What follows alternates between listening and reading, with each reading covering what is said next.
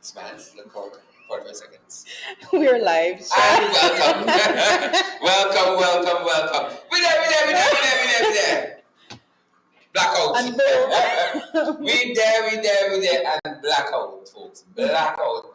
Yep, that's what they're telling us this morning. They said what? The Demerara interconnected Boris Johnson, New York, Cleveland interconnected system has gone. But we're happy that you guys are here with us, and we are here with you. And we're privileged to have back our co-host Amanda Walton Desir joining us this morning. Morning, everyone. Charita's here. No, Charita, I was there. I was there. But good to see you folks. Welcome to FYI, each and every one of you. Blackout in Guyana. We're still trying to assess the extent of the blackout. The outage here, in Trinidad, when there's blackout, people change governments. But here, it was quite off-putting this morning to be able to not be able to function in the manner that you're accustomed, and it really does beg the question: how ready are we really to do business? How ready are we for the big leagues? We're ready for showtime. We're ready. We were a lot to be done. We were going somewhere in this. We were going to Kitty Carter with David Patterson and the other folks. Yeah. Blackouts were a thing of the past. Now here we are. A little generator humming in the background. You're just hoping the lights and can't out. How are you going to do business in the 21st century like this?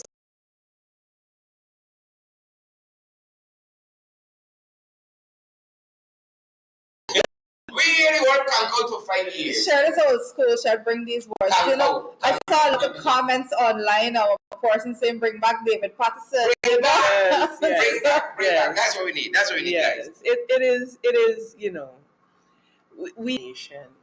We have to admit when we don't have the capacity, and it's very obvious that the present government, they don't have the capacity. Wow. One of the things that of the previous 5 years, I was privileged to sit on the board of the Power Producers and Distributors.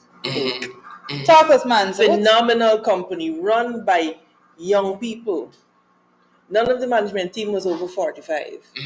And they did such a splendid job of power generation. And what we found is that as soon as the government changed, their first order of business send them home. Got PPDI, get rid of all of the qualified and people, put on the hats and put square pegs in round holes. And this is the manifestation of why we are where we are. Precisely. And so I'm just gonna alert the public.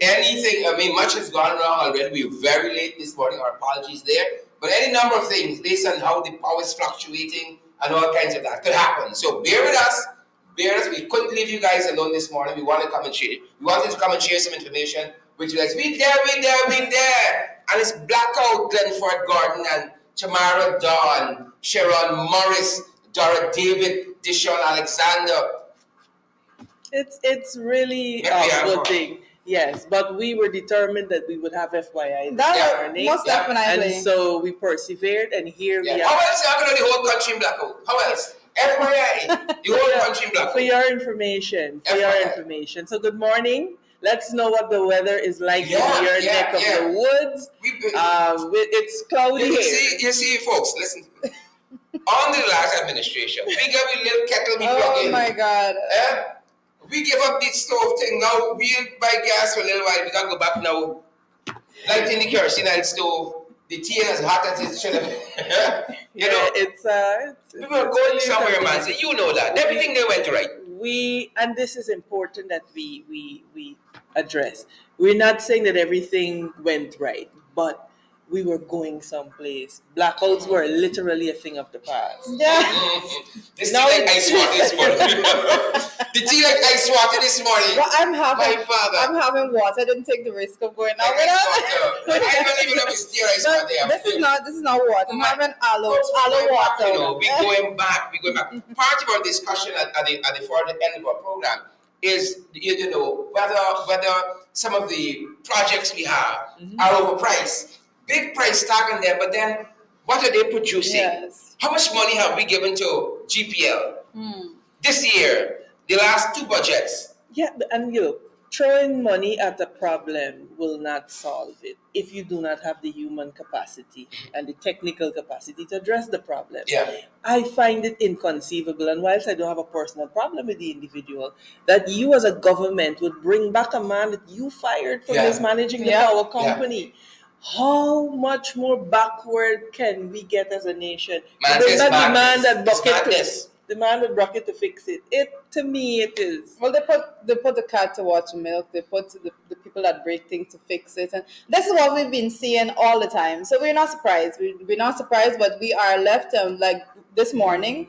FYI, families left to just put things together to deal with this blackout that we're having, and our Guyanese throughout the country and in the diaspora are left to just fit pieces together when it comes to doing business in Guyana, and that's what we'll be discussing later on today in the program. I don't think the public usually got a good sense of the struggle it takes to try to produce a quality program locally with all of the other challenges. Right. I mean, so much power.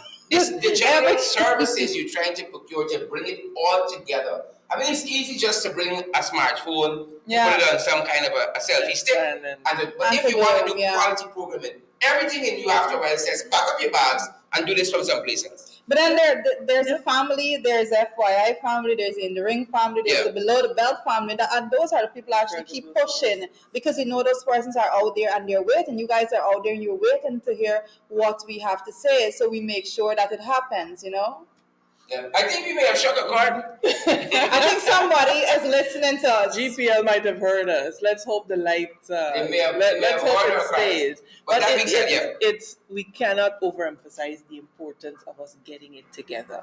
And I think fundamentally we have to begin to ask ourselves, what is it that we want as a nation? Why is it that the Jamaican CEO that was doing such a good job could not be retained? Yeah. Why is it that PPDI had to be gutted in the manner that it was? And I hope that it rings true to Guyanese that we deserve better. We absolutely deserve better. And that's what you've been always saying, Amanda. That's what you've been saying continually. We deserve better, and lots of it is up to us. We can sit back and we can be critical, or we can be part of the process. Yeah. Right? And part of that process sometimes is boots on the ground. Part of that process sometimes is contributing to the efforts to make things better, because here we are, we're there, trying the best to produce some quality programs, and then the services again, like GPL, right? Like GPL, it's not really. So, as you guys join the program, we want to thank you guys for joining. We know that we are late this morning. I want to say, I'm tempted to say no fault of our own, but in a sense, if we had the money, we just gonna buy a big generator. And it would be a non-issue. And it would be a non-issue. So I take responsibility for that end. I ain't got any money yet, Me ain't got no idle block. Right? We ain't got Para 1 and Para 2 and, Stepbrook block and so on, right? Yeah. We got all them things. But guys, we're here with you and we're grateful. And I'm so grateful that Amanza and Sharita are with us this morning. A couple of issues we want to go through.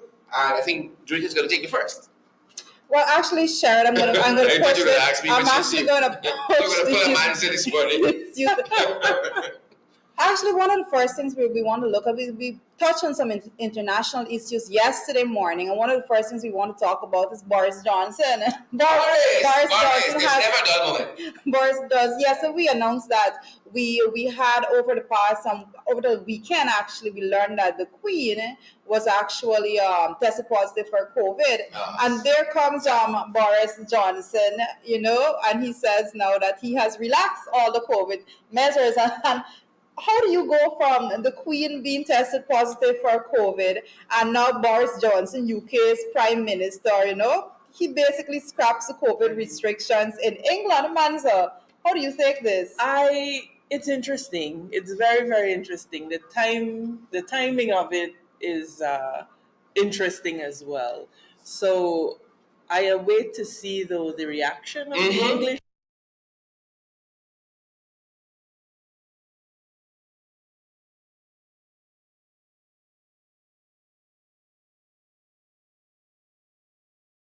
The variant, the Omicron variant being still present. So I guess by and large, it will be now for the people to determine how they manage themselves in terms of still wearing their masks, still choosing to But what a social stunt distance. for Boris Johnson to put it was a stunt, right? Because here he is in the middle of in the middle of all of this nonsense with him actually breaking his own COVID measures, having parties. Yes. Apologize to Parliament. And he's having taking parties. a beating for doing that. And there comes Boris, and Boris said, you know what? If there's no measures, I can't break any. Yes. Basically, I heard one person say it was almost like if he was waiting for the Queen to get in before he rich.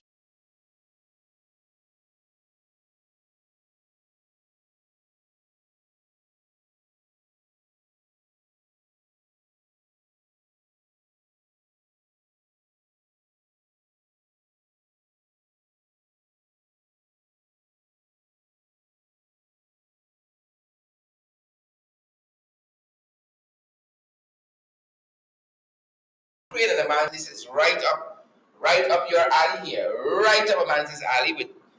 I think. I think we're all monitoring this situation. I know last we understand that peacekeeping forces were sent into certain friendly parts of the Ukraine to seemingly protect the Russian-speaking persons there in the Ukraine in those two particular territories.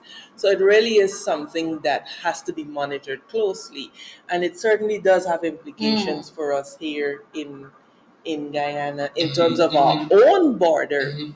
Correct is right. Issue, Correct is right. With Venezuela. Just on Sunday last, the team, and this is where I have to really commend Carl Greenidge. The team met. I was happy to be a part of that team, and we went over our pleadings, our submissions for the border controversy. Went through them line by line before we submit. And so there is a bipartisan approach to our border issue, but the matter with Russia and Ukraine, it has some implications for us.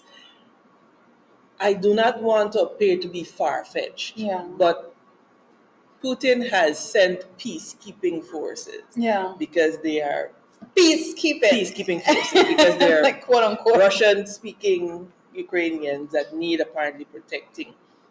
This is why I always urge that we be cautious with the manner in which we allow the influx of foreigners, particularly Venezuelans, into our country. I want to be clear that we have to distinguish that from offering humanitarian aid. Yes, we're different. But we have a government, and if people are to go back to a presentation that I made in the National Assembly, when they passed that amendment to the Registration of Births and Deaths Act, I cautioned that you have a nation on our border that has 24 million people. It is known and it is established that this PPPC administration, that they have been offering birth certificates because they introduced the most lax requirements. Correct. Directly, the danger of that is, and Sharon, is that you could have what the military people call a soft invasion. Because people are beginning to settle in the Essequibo. Foreigners are beginning to settle in the Essequibo. They are establishing themselves in the Essequibo. And soon you will have people there that outnumber our 700 and something thousand. But I can speak specifically for the Essequibo because I'm from Bartik. I can tell you because when you look in Bartik, if anybody is to go out any given day, you will see Venezuelans, Brazilians there. They have been living there for years. A lot of them have Guyanese ID cards right now. I was actually shocked when I saw some of them with Guyanese ID cards, and they have established businesses and so on and so forth. But the further up you go, the closer you are to the border, you would realize persons are coming over. There's just like a free flow. But basically, Andretta, we have to be clear that we're not talking about those Guyanese that might have migrated to Venezuela. No. Let's make that very, very, very no. We're clear. Not talking about that.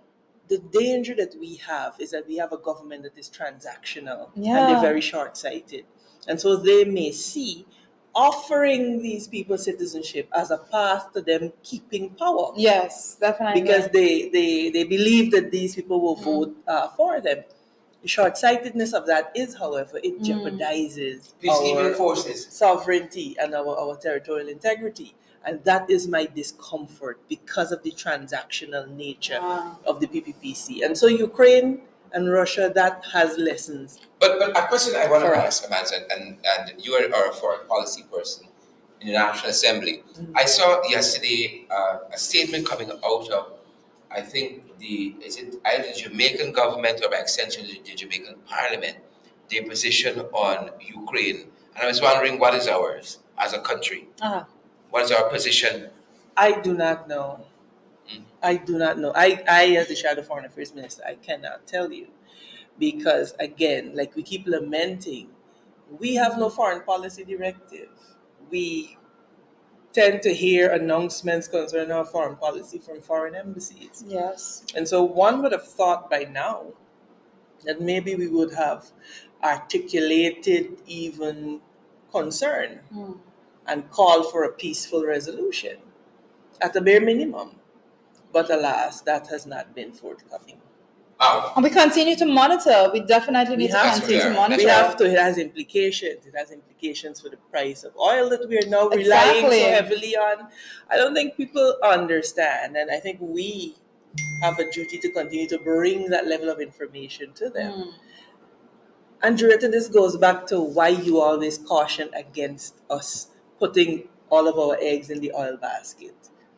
Well, it's strange enough that we spoke about that yesterday morning, actually, speaking about the fact that all these other sectors are taking a beating. They're taking a beat down right about now. And we see absolutely no effort being put towards bringing them back up to full strength. Everything that was said about sugar, we still see that going down the drain like we had predicted before. But what is there to say about all the other resources that we have in all the other sectors that we have in this country? We don't see anything. We don't see a balanced playing field. We don't see efforts being put on where it should be put, and we have to continue to speak out about it, because at the end of the day, this is our country. Guyana belongs to all of us, and this is what we talk about when we talk about the Dutch disease. The neglecting of these other resource sectors and the contracting of these other non-oil sectors because of the expansion of the oil sector. Balance has always been the key to life. It is the key to economics. It is the key to everything. You have to have balance. That's where we are, unfortunately. And just as we switch topics, we're following what the U.S. President has been saying about whether he meets with Mr. Putin or not is dependent on their posturing as regards Ukraine. So this is not over by a long shot. There's still ways to go, as Amanda articulated, towards a peaceful resolution to this whole issue here. Yep. Well, I don't want to pronounce on anything regarding Putin and Russia right now, because that's a level of politics that Guyana as a country has never been involved in altogether. That is next level. What is going on there? We see Putin making a statement. I believe it was yesterday when he said that he was recognizing some parts of Ukraine, the legitimacy of the fighters there and so forth. So everyone have their speculations as to what that means, and that he's structuring a pathway so that he can basically have a presence right there in Ukraine and all of that. But we continue to monitor that situation. I think we all can agree on one thing. We do not need war. We do not need war. I think the world over, we could agree on one thing. We do not need war. We have just managed to survive the ravages of COVID. So to now have to deal with this is a bit trying on our humanity, and I hope that we can have a peaceful resolution or a de-escalation of the tension. The reality there is that we do not understand. We cannot begin to comprehend effectively how those persons live there in Ukraine and what they wake up to, and what is their fear for tomorrow. Absolutely. When it looked like they're on the brink of war, for all intents and purposes. That's how it's appearing to everyone. So our thoughts and prayers are with them. And I believe that our foreign policy positions should be articulated from Guyana regarding that situation. It should be at a bare minimum calling for peace, calling for de-escalation of tensions, and appealing to our better angels to maintain peace. Yes. Yep. That being said, folks, a little closer to home, it seems like every day is something to do with cocaine. Something to do with coke. Coke and rum, coke and timber, coke and cola, coke, all over. Yeah. And we don't produce coke here. I don't think so. We don't even produce the plant, as far as I know. Right? But the amount of coke we seem to be shipping out of this country is enormous. Right? We had the Belgium bus, we had the Netherlands bus. The Belgium was the 2-point-something tons. You had the 1,100 pounds to the Netherlands. And just yesterday, you had two incidents. You had the mastermind, the Chinese national. Yes. They had coke in biscuit and juice boxes. Yeah. And then we had coke in fried rice. I think they said liquid coke. Liquid I'm way liquid behind coke. on my information on this. We are clearly developing capacity in other areas. Yeah. Not the right ones. Wrong kind of energies we put into the wrong kinds of things. Yes. When we see the efforts being put into crime and actually accelerating crime, you just you think, like, what if those energies was put into good things? Actual business, legal business development. It could go a long way. Persons put the effort. This channel. I mean, look how It's misdirected. That's the thing that upset me. That's the thing that Listen. upset me. You're going to desecrate fried rice like that. They put coke in it. That's the thing that shocked us. But we got to get a handle on this system, because I heard the Vice President, Mr. Jagdeo, said there's a perception that there's a lot of cocaine shipments in and under their tenure. Yeah. It's just a perception. He said it's propaganda and so forth. But the reality seems all clear. evidence to the contrary. All evidence to the contrary. I don't know where to start with Jagdeo.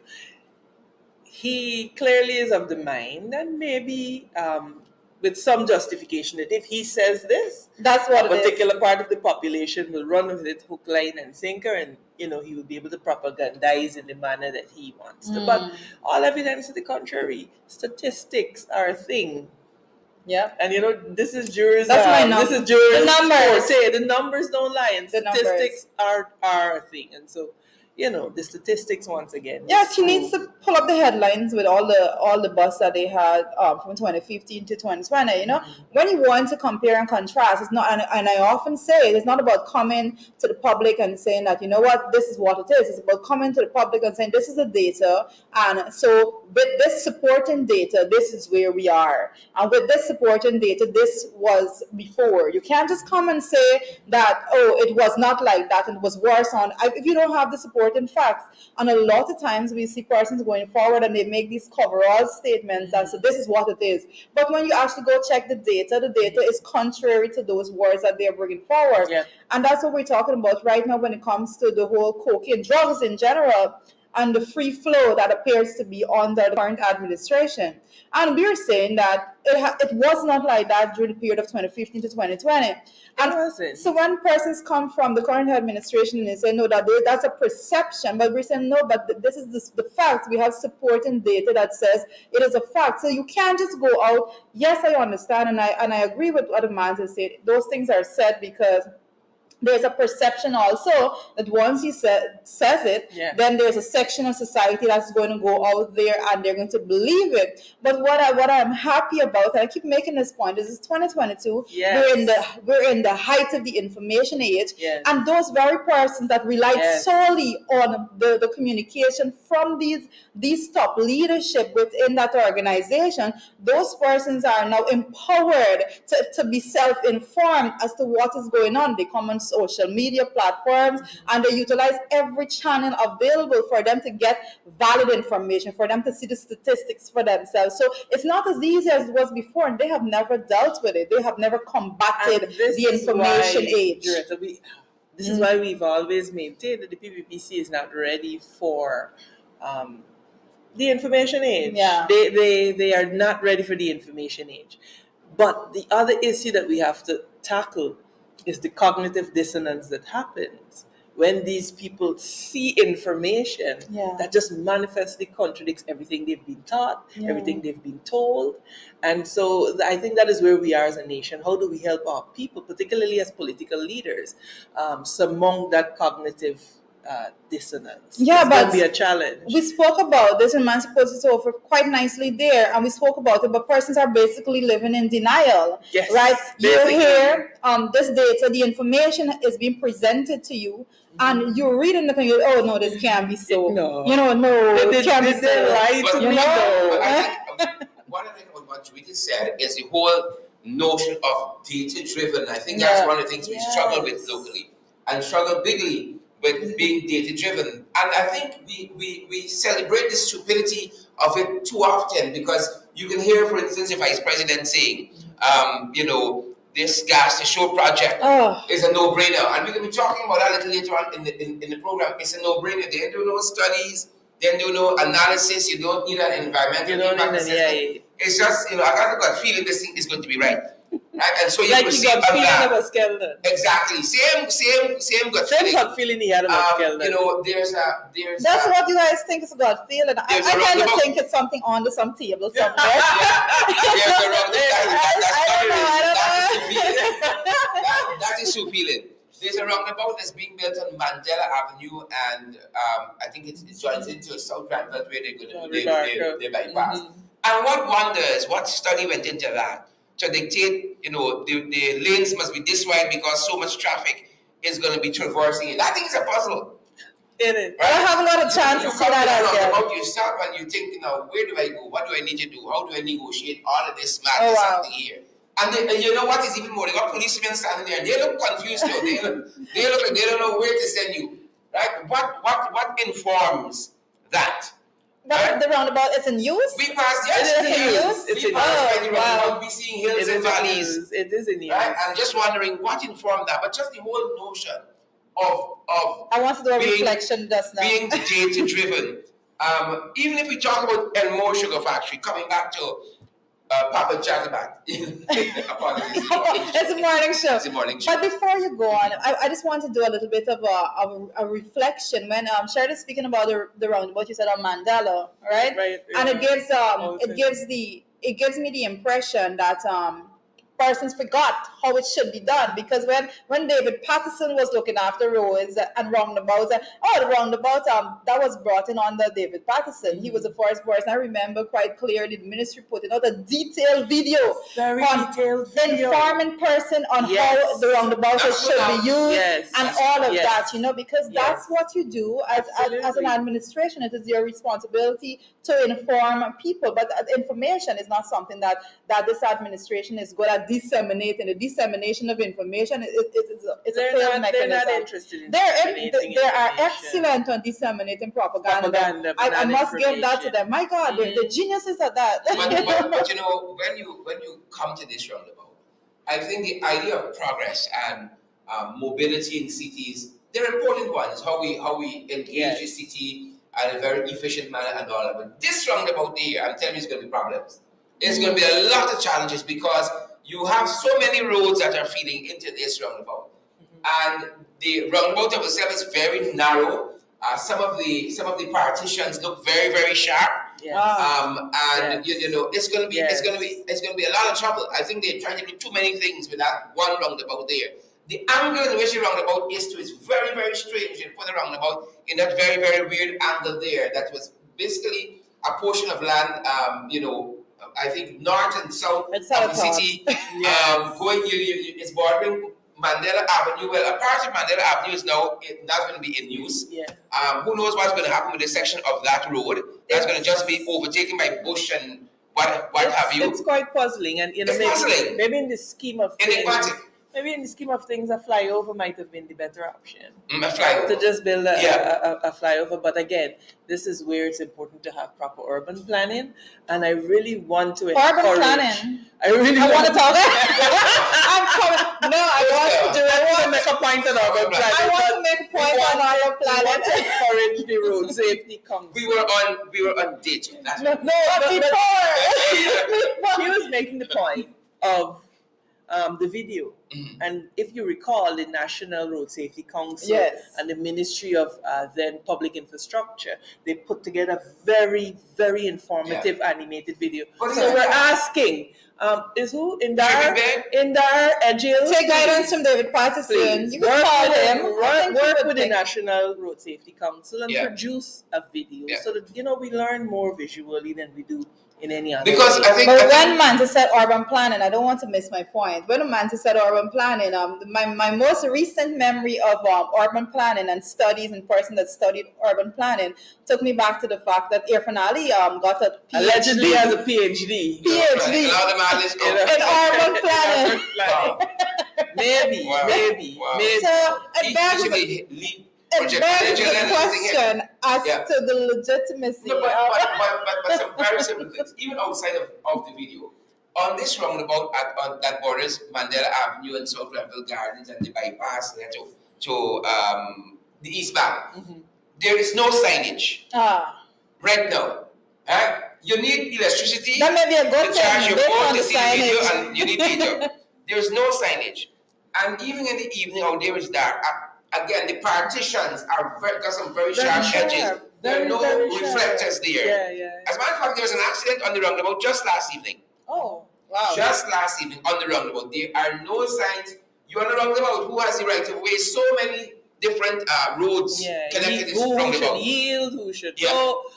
Yeah. So we look at that. Data, that's what we were making. Based on the recent bit of signage that we had when it comes to the road use, I'm not thinking that it's going to help. It may be more of a calamity to actually have the signage done, because scheduling me putting that out. A good thing for them they should have done was also the Tocqueville East Penitence Road, to do that road so you could bypass the roundabout altogether, go through Tocqueville.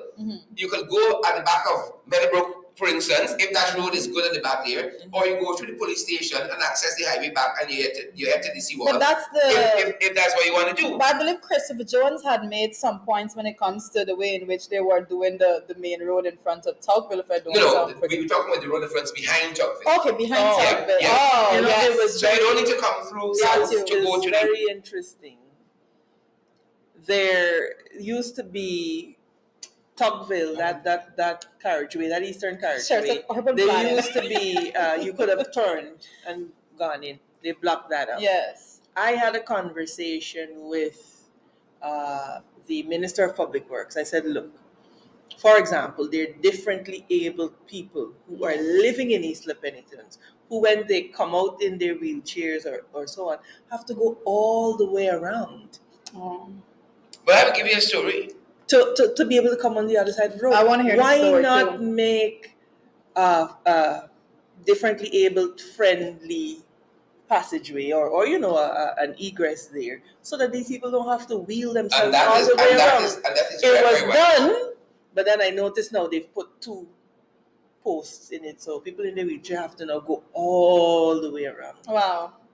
At least another 8 minutes in the opposite direction. Well, they're going to do a study after it's in use, and then they may break and rebuild and stuff like that. Mandela Avenue, I think it's Fremont Street. It's Fremont Street coming from. Yes, that is it. Yeah. But as you get into the night shelter, is it the night shelter they call it?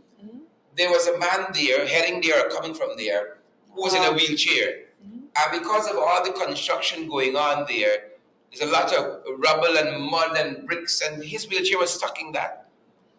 And I had a good fortune of seeing him and having to stop and to help him, just to push him over. We don't think about those things. Yeah. Right? We put those things in place. We put in roundabout class. It's a fad. It's a nice thing, and so on. Yeah. But we don't really study the flow of traffic to know who's going to benefit and all that. And you guys made the very, very important point of the education, which is missing. I was privileged, Amanzo and Drita. I went on a study tour of some Latin American countries under the last administration, having to do with mobility. And something I heard, it's like you were hearing it for the first time. You know it, but you heard it for the first time. They said that an intelligent street is a street with adequate signage.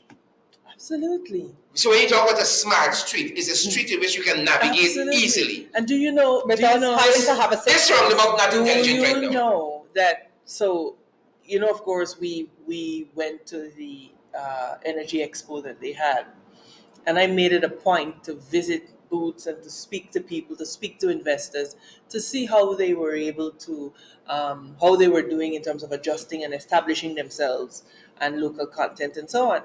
And what struck me is that one investor who is here, who is established, expressed to me their frustration with the lack of road signs. They said, MP, coming from a country where there is proper road signage, if this is a one way, you can't go in this direction. To move around Georgetown, to move around the city is a very, very frustrating exercise. Can you imagine? It's different here. It's different here altogether. Signage and every single thing. But when we're looking at planning all together, we need to look at you need to take pattern from more developed countries. And if you go, for example, you're talking about the wheelchair, and I have the recollection, even in New York City, there's an entire structure, entire department set up to that deals specifically with having the sidewalk, the wheelchair accessible. Absolutely. So there's an entire department that deals with that, and the different paint they make sure that they have to paint it regularly so persons can see from a little way off that this is where that access point is to the sidewalk. Right? So we need to get to that point that we're taking patterns and stuff like that. It's not always about who can fill their pocket and where, but how the people benefit from the projects. You make the point of taking the example. We don't need to reinvent the wheel. Everything that we think about has been done already. And I dare say that the jeopardy that we face here is, unless we frontally confront this divisive political system that we have, we will be seen as people who are not serious about development. People will come, they will loot and plunder, and they will take it back. Correct. To develop their own society. So Guyanese, I said this every day on this program, we really are at a crossroad. And we have to determine what is it that we want going forward. Point taken. I have nothing more to add there. Nothing more to add there. Folks, but in other things that are happening, Our Lady Jags, Amanda and Judy Yorgan, like this. These girls are fantastic. Absolutely. Our Lady Jags, and they're on quite a roll. I think they're perhaps heading for some records because they played. I think was it Argentina? Was it Colombia, Bolivia? They played some Turks and Caicos. They won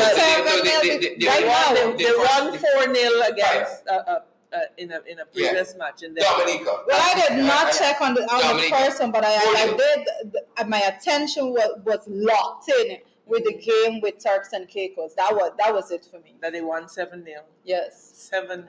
Yeah, so congrats to the Lady Jags from that 4-0 with Dominica. And I won't assume that Dominica is any fly-by-night, easy walk-over team. Right? But these girls, these Lady Jags, and you know what? I think I'm not so au fait with all of them. Hold on. We're not so au fait with all of them. But I have gotten a love for football in the indigenous communities. You see some of those girls in the indigenous community play football. Yes. As a man, you're ashamed. I'm telling you, those girls are strong. Yeah. I remember being in Naruka and seeing some matches there and some other places, Lethem and so on. Those girls are quick, agile, strong. Don't come down them funny. I think some of them are on this Lady Jag team well. I think that's why it's important that we continue to invest in their capacity building and ensuring that they're exposed to the highest levels of training, because the raw potential is there. We just need to invest in training our people. Yep. So again, congrats to the Lady Jags team, flying our flag high, making us proud. I mean, we know what the men do because the ladies, as usual, doing so exceptionally well and so effortlessly. 4-0, 7-0. Keep on. We probably need to put some money down keep it on as an incentive for the men to get there. But they have been working exceedingly hard. Let me tell you something. I don't knock at them too much because of the fact that they work with such limited resources. I was coming there. Right?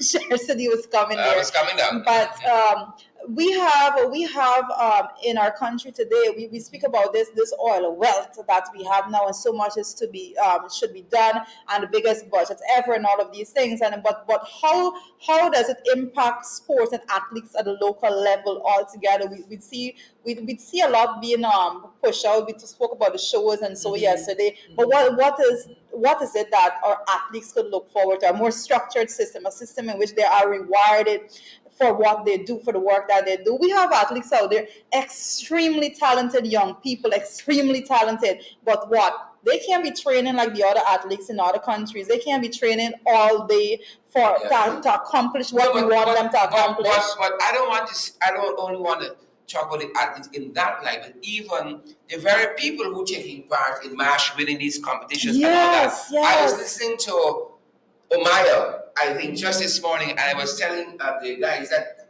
this girl got some talent singing. She was part, I think, the junior Calypso Monarch. And tremendous talent. You got Tanisha, the Freitas, Jomo and those guys are already household names known in the region and all that. But, what is their earning power at the end of the day? If you want to make singing a career in this country, or do you got to do like Duke Ross? You got to go someplace to develop your talent. One would have hoped that these are the issues that would have been addressed when Charles Ramson stood to deliver his budget presentation. Instead, what you had was just a set of empty political rhetoric. Oh my God! He spent 4 minutes on addressing his portfolio. Yeah. But look, I have maybe a different view. I don't know if it's different, but it's a little more nuanced. And that is, I am not against the duvets and the money that they spend behind concerts and whatever. Money gotta make. People need to relax and people need an outlet. What I have a problem with is that we do not see the same effort and resources being poured into the development of our human resources in terms of capacity building for our athletes, for our artists. Yeah. None of that. Yeah. And so it really is lopsided in terms of there is no balance. There is no balance. On the very issue of the athletes, coming back to that, I read somewhere yesterday, Forbes magazine was dealing with the issue of Olympians and how they're paid. And they said if you bring home gold as a US athlete, in addition to what you already earn as an athlete and all of that, the system provides for you, you get $2.7 million US dollars. Now $1 million US dollars is 200 million Guyana dollars we're talking about. And if you bring home gold, you see why those people train whole day, all day long? Right. But that's not the only reason why they train whole day, all day. They train like that because they can train like that. Our athletes have to go out there and they have to go to 9 to 5, and then they have to go home and try to push in some time to go and do training of their own because they are not being paid to be athletes. I am bringing home the point, right? To all the people who go out there and say, answer what you all used to do. The money is here now. The resource is here now. Air Finale made that point when he spoke. He said, this is the first time we have the capital capacity to go and to develop. And where's the development? Where is the plan? Where is the structure? This is speaking at the energy conference. And so I hope that the propagandists that love to jump on Facebook take the point that Juretta is making, because this is an admission from all them. Oh, y'all they doing when you were there. The very first time the resources here. That the resources are available. And again, what we have seen from this government is a lack of planning, a lack of clarity as to how these resources that are now available for the first time are going to be spent.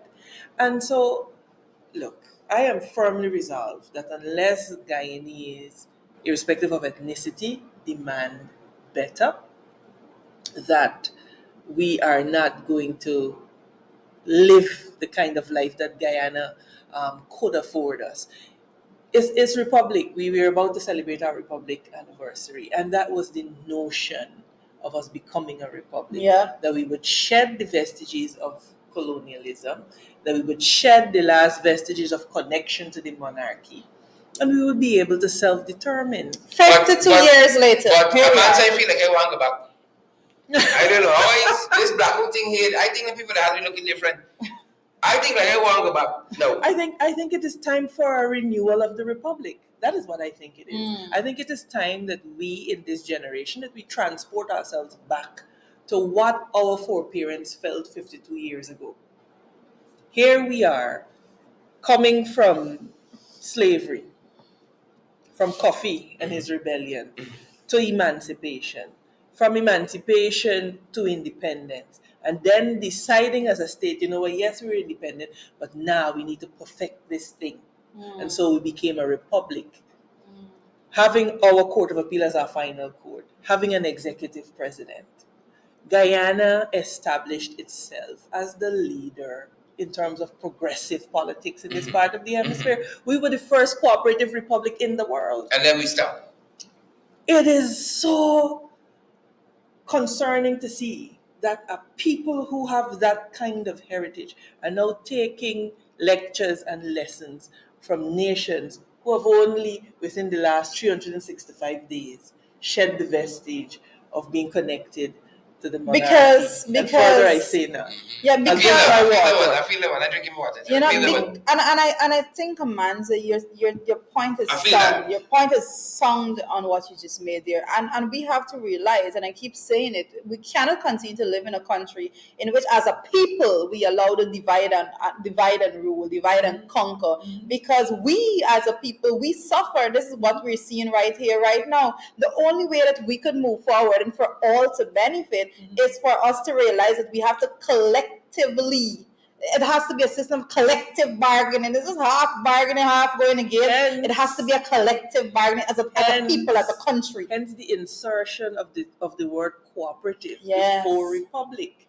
You see, they don't teach our children these things in school.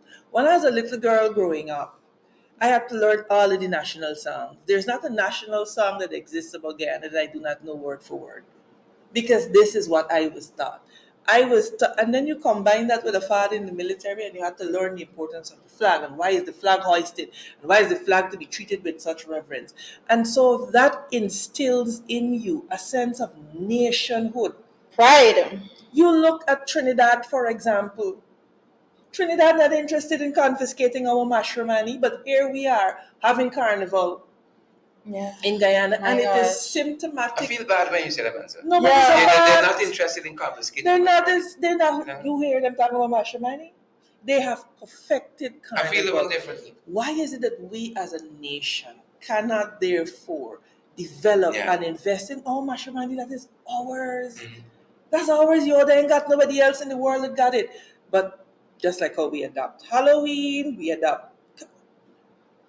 have to stop as a people and take stock of ourselves. Yeah. And this is why we will continue to be blown about with every wind of doctrine, because we have not established a Guyanese-ness. You look at Trinidad. Yeah. Trinidad got songs about Trinidad to the bone. There is a sense of just national pride.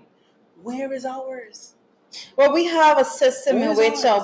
we spoke about it a few times. You know, people before they just have to hit the airport and they're My God. That being said, folks, I want to say congrats to all the folks who were big winners at this year's Matrimony celebrations, whether it was Guyanese thing. Matrimony, whether it was the junior, the Calypso Monarchs or the Soca Monarchs or the Chutney Monarchs. We had also Panorama was happening. Even that name got its own thing. Panorama, you had something else happened. You had the duck curry competition. We want to say big congrats to all of the folks. I think I'm missing something. The Mash Queen. I was just about Mash to Queen, the Mash Queen competition that happened as well. And all the folks, I know Jomo won in the Soca Monarch category. You had, was it Lil somebody won for the I cannot Junior remember Calypso the name off the top of my head. I'm watching a young lady in her Little Canary. Yes, Little Canary. That's it. Junior Monarch, and then you had the Soca and all the other persons, I think, who perform exceptionally well. And again, it's a discussion we have to have cooperatively, how we move this country forward, how we develop our the arts, how we develop the persons who this is their career. They are gifted in this way, in singing and dance and writing music, copyright, and all of those things. Got to bring to bear, and we have to be part of that national discussion. And big congrats to all the folks. I know it was. I was looking at the Monarch because Samuel won last year. I think he brought third this year. I'm trying to recollect who got into second place. My God! So you deal with so much information in a 24-hour basis. It's yesterday's news, really and truly. But congrats to all of the folks. I'm certain they worked hard. When you see some of the performances, and again, it was just trying to catch up with some of that. Hold up. It's only trying to come to grips with all of it. This morning, I was catching up with some of what was happening in the Junior Monarch and I was listening to Umayo, and I was thinking, this young lady got talent. This young lady got talent, and it is sad in a sense that people gotta, when you finish singing, you gotta go look at work because this thing here really bringing in money, and then the industry of itself got its own shortcoming and all of that. But you know what? Like I always say, we're the opportunity. The opportunity presents itself for us to do something great and to invest in our people. Yeah. Trinidad invested in Carnival, which is why it is what it is today. People travel from all over the world to come to Carnival in Brazil, in Trinidad. We have the potential to do that here with our Mashramani. And so we have to continue to advocate for governments to, whichever government it is, to be able to inject the resources and to train our people. And I want to say big up to everybody who entered. Entering that competition takes guts. Yeah.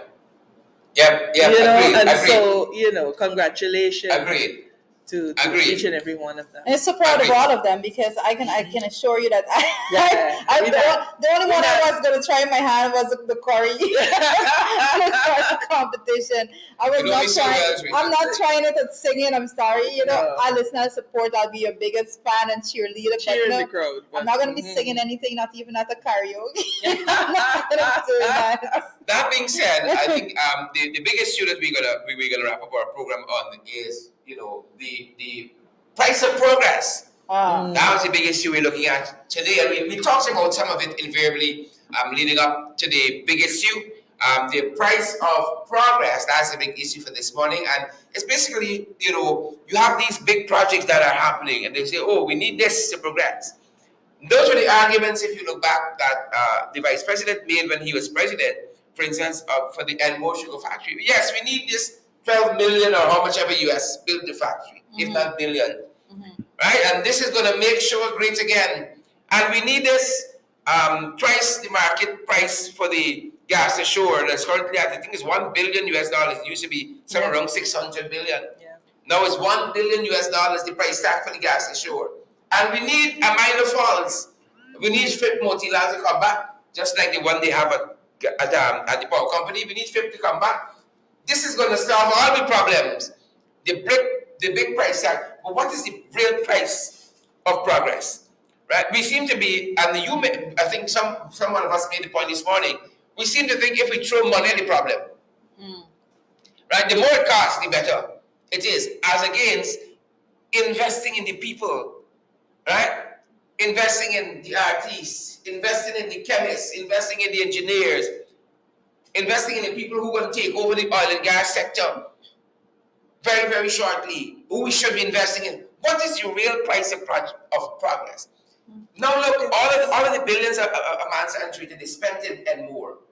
And now they just sell it off like it's nothing. And not only sell it off, but in a manner that just smacks in the face of Guyanese. The price of progress. I can only think about Singapore. Singapore and Guyana gained independence around the same time.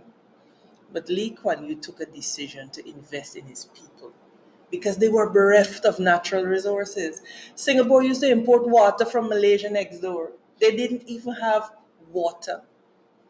And look at what they are now as a nation. They took a decision that they would invest in their people.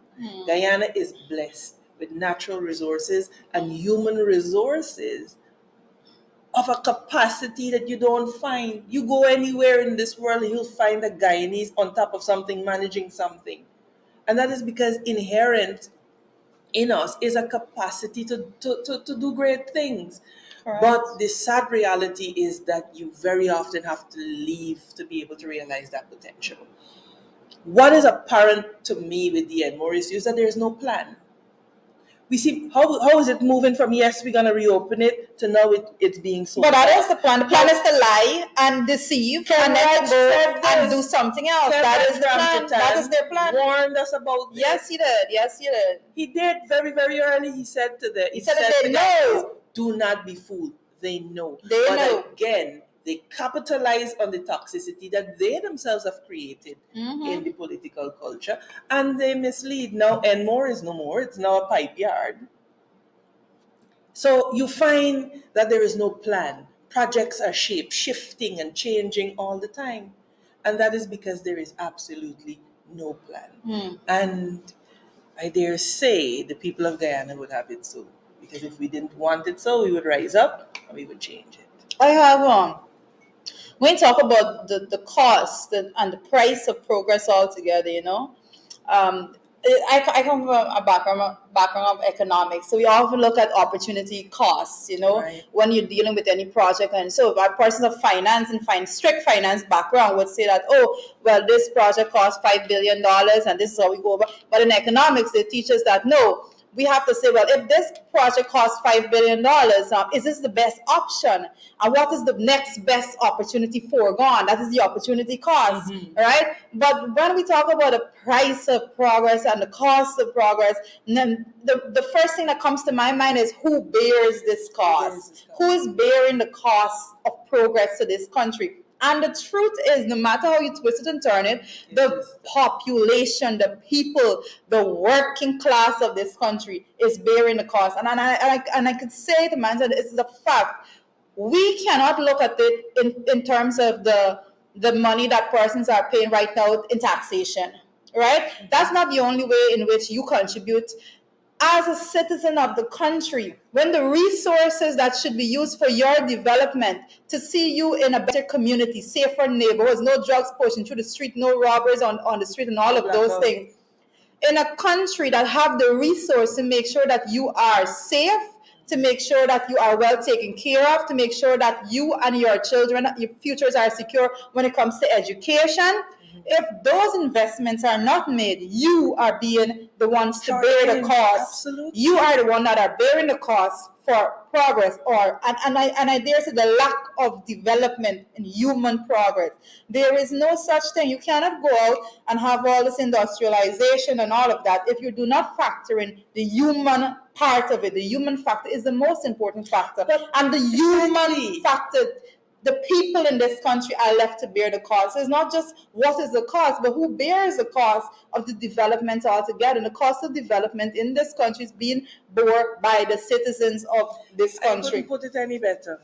Yep. Which is why it bothers me when you hear the vice president emphasize issues of infrastructural development. Yes. We are not saying don't do infrastructural development, and that must be made very, very clear. But like I pointed out when I was making the budget speech, that you have a 109% increase in capital expenditure money you're going to use to build roads, bridges, etc. Why not bring it down to 75 and reallocate to invest more in your And the human people. resources so that you have a balanced approach to this thing? Yeah. But, we will continue to speak to the people. Hopefully one day 10 people are here and then another 10 will hear, and sooner or later a spark will be lit across Guyana. And Robeson, I don't mean a literal spark. Because when we say certain things, you get accused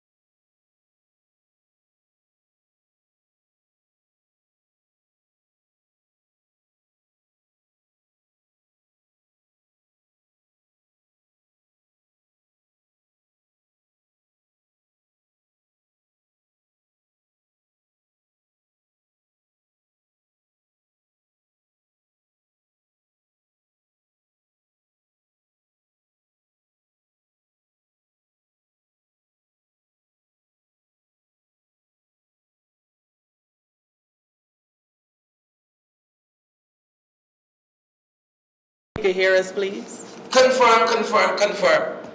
Lloyd. No sound. Peggy Elias says no sound. Yolanda says no sound. Yep.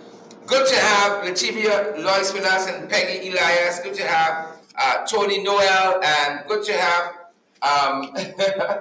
good to have Naomi Drucker and Jenny Booker and Joyce Prince Kingston and all the other beautiful, fantastic. Yeah, so our song is back. Yeah, Amanda. Well, thank you for joining us. That's our program for today. Tomorrow, as you know, we celebrate our 52nd anniversary as a republic. And our encouragement to you today is, as we go into those celebrations, let us really pause and reflect on the true meaning of being a republic. Yes. It's more than Rashomani. It's more than, parties and costumes. But republic to me is really our last stand at self-determination. And I think we want to encourage you to let that permeate and to be able to use the day to reflect, because we as a people have to take this nation forward, and we have to start someplace. And the place that we start is realizing that in ourselves we have the power to change it. Power concedes nothing without a demand. So you go forth and be great, and we'll see you back here tomorrow morning at 8 o'clock once GPL